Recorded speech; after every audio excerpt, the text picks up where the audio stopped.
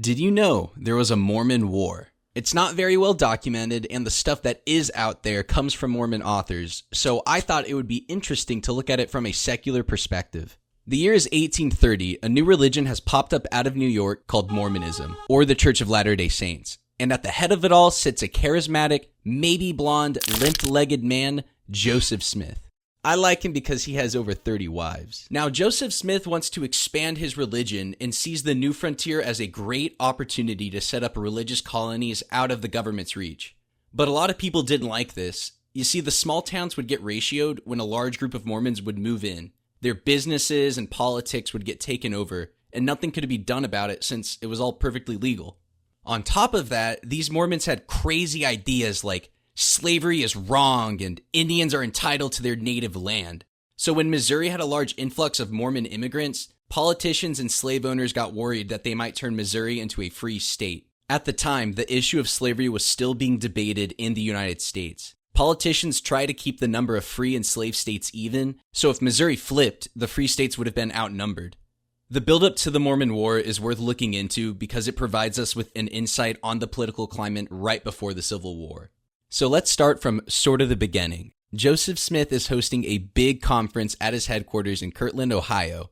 Morale is a little low because the previous day, Smith sent out his followers to bring him a bunch of sick people because he wanted to cure them in front of an audience with miracles.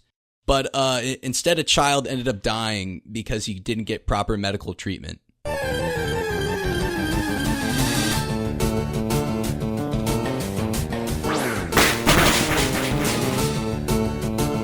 To boost everyone's spirits, Smith unveils his latest revelation.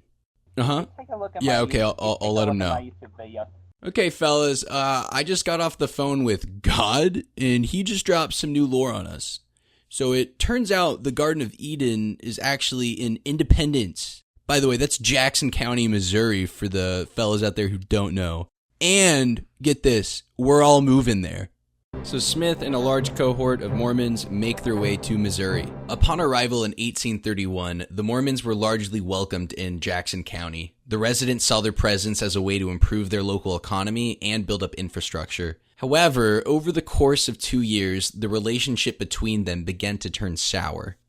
The residents were initially excited that wealthy immigrants were moving in because they'd contribute to their local economy. But Mormons generally prefer doing business with each other, so the money coming in would stay with Mormons. Soon they started outcompeting everyone in town, and they were spreading a new religion that didn't allow people to drink Diet Coke or Bang. Something had to be done. So the citizens of Jackson County got together and made the Manifesto of 5 Orders to Mormons. 1. No more Mormons can settle in Jackson. 2. The ones already settled must promise to sell their lands and leave. 3. All Mormon businesses must close immediately. 4. All immigration from Ohio must cease. And 5. Those who fail to comply have to give me a big raspberry. I can accept all those demands. But a big raspberry? That's totally unreasonable. Yeah, you guys have 15 minutes to accept, or we are going to tar and feather you and burn your homes and destroy your printing presses and burn your holy books. So the committee tarred and feathered them, burnt their homes, destroyed their printing presses, and burnt their holy books. Oh, and gave them a big raspberry. And this was just the beginning of some of the horrible things that the people did to the Mormon community. And what's really sad about it is the government was completely apathetic. They did nothing to help them. A lot of Mormons started to disperse into local towns out of fear. A growing number of followers began to question Smith. Why would God make settling their promised land so difficult? In response, Smith issued a revelation ordering that Mormons and independents should remain docile because they brought the calamity down upon themselves. A classic Joseph Smith comeback. The Missouri converts' only available act of self-defense was the legal system, so they vigorously petitioned Missouri Governor Dunklin for troops that would maintain order while they sued for damages caused. Dunklin expressed his sympathies, but instructed them to first exhaust their own resources in the local courts before appealing to his office. So the Mormons lawyered up, and in response, the settlers brought a contingent of 50 men to the Mormon settlement and sacked their homes. So from that contingent, the Mormons managed to capture one of them who was throwing a window at their rock, and they brought him to the justice of the peace. To give you an idea of how everyone in town just hated the Mormons, the justice of the peace imprisoned the Mormons who brought the vandal to him for false imprisonment charges. So days after all this happens, the Mormons rightfully start to arm themselves since their homes are getting destroyed and they're getting thrown in jail. At some point, a band of Mormons exchanged gunfire with some settlers, which resulted in a few casualties on both sides. Things are getting a little too heated for Joseph Smith, so he decides to go on a mission trip to Canada and just tells everyone to chill out for a bit.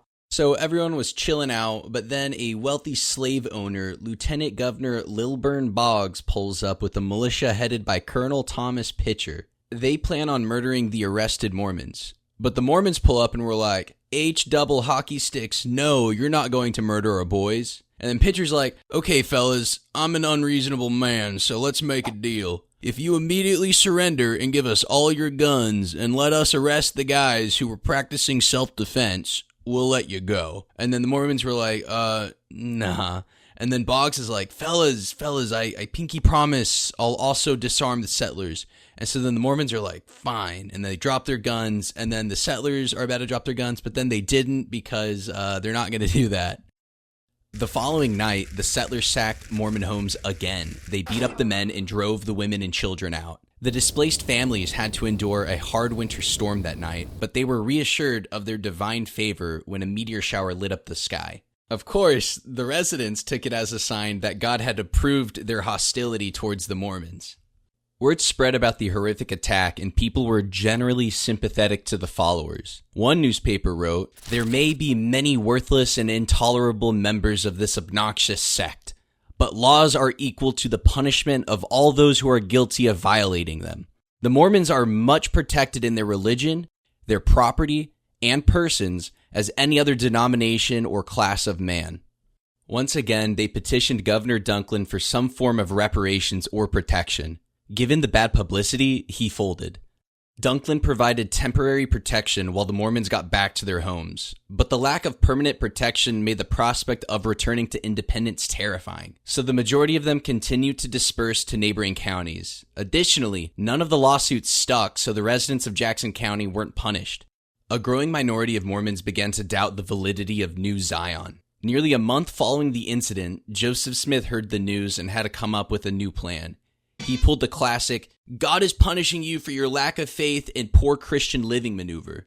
To Smith's credit, much of the news he was receiving painted the Mormons in a negative light, but it's still pretty convenient to just blame them instead of himself. February 1834, Kirtland, Ohio. Mormons regroup and come up with the plan. Raise a militia and march to Missouri. If the government wouldn't help them, then they'd take matters into their own hands. Ever wanting to avoid an armed conflict, Joseph Smith was reluctant to follow through with the plan, but was met with an overwhelming amount of opposition. Quiet whispers of dissent became loud, and Smith needed to reconsolidate his power, so he called up God and dropped some new lore. Redemption of Zion must come by my power. Therefore, I will raise up a super awesome militia who will lead them like Moses led the children of Israel. Now, Smith had no intention of fighting. He wasn't a warrior and was kind of crippled, so he just wanted to use intimidation as leverage to get justice for his people. The goal was to raise 500 soldiers, but he could only muster 200. Additionally, they were broke as fuck, so he dropped another revelation that gave him authority to mortgage everyone's land to finance the military mission. May 5th, 1834. The Mormon army left Ohio and began their march to Missouri. The plan of intimidation would only succeed if Jackson County was caught off guard, so they needed to be sneaky-beaky-like. Apparently, it's pretty hard to discreetly march 800 miles with 200 people because Jackson residents immediately found out about the incoming army.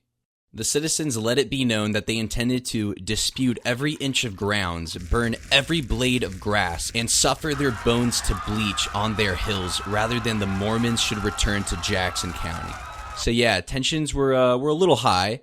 On top of their cover being blown, they ran out of rations and faced a heat wave followed by storms. The roads got muddy and their wagons got stuck. All of their horses got horse aids and people were getting pissed off. Yeah, so I just got off the phone with God and he told me all this bad shit happening to us is because he just doesn't like your bad attitudes.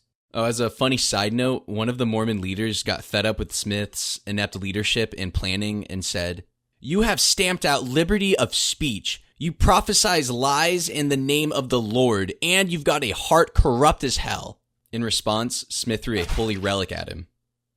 When the Mormons finally pulled up and set up camp, Jackson County made a peace offer by letting the Mormons sell their land at double the value or buying it for double the value. Smith couldn't accept this because he'd be selling their promised land, and he couldn't buy it because he was broke as fuck. While this was taking place, a cholera outbreak happened at their camp. Once again, Smith blamed their misfortune on their bad attitudes and lack of faith. Smith's intimidation plan failed, so he was left with two options. Either take his depleted soldiers to battle and declare war against the United States, or run away. Luckily, Smith wouldn't need to make a decision because he had a revelation where God promised to fight his battles for him. Smith reassured everyone that this debacle was all a mere test of devotion and that God would return Jackson County to them in 3 years. And with that, Smith sold all of the land back to Jackson County, declared the war over, and lost any sympathy he had with the government. Overall, the expedition was an utter failure, and Smith went back to Ohio for the 100th time, empty-handed. But dear viewer, this is but the preamble to an actual war that I will cover in Part 2. And with that, I'd like to thank you all for joining me in the Goon Cave yet again, and I'll see you guys around.